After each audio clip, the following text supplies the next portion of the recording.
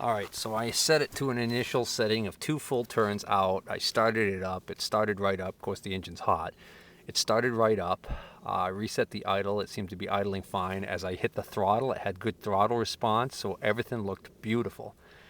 I then left it idling and decided to bring the mail over to the front door because the mailman had just gotten here. And as I walked over towards the front door, the idle started to rise up higher and higher and higher, and the engine started to almost race. So I came over here and tried to turn the idle down, and it wouldn't turn down, and then it quickly stalled. After it stalled, I was unable to get it restarted. So that's where it stands now. Now it's been sitting a couple minutes, so let's see what happens. It's idling.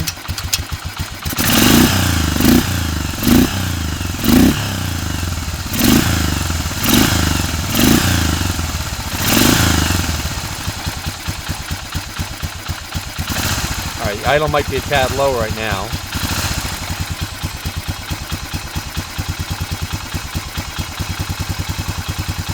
All right, so I'm gonna leave the idle set there.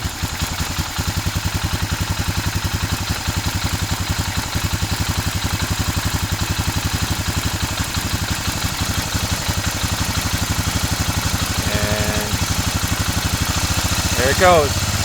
Not touching anything. Not touching the throttle at all.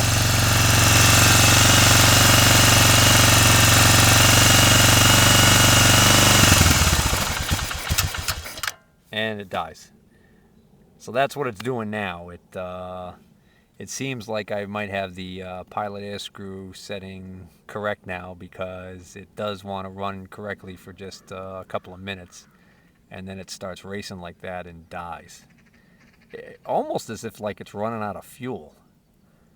So I don't know. Maybe when it sits, now I'm wondering whether or not I've got the float misadjusted. If I've got the float misadjusted, what might be happening is it might be running correctly off the fuel that's in the float bowl, and then as the fuel in the float bowl starts to run down too low, it starts to lean out, and then it runs out of fuel. And then as it stalls, it sits there, and enough fuel leaks back into the bowl and fills the bowl back up, and that's why I'm able to restart it, and it runs again. So maybe that's what's going on here. It might be something as simple as just the height adjustment in the for the float might be incorrect. So I don't know. I hope that's what it is.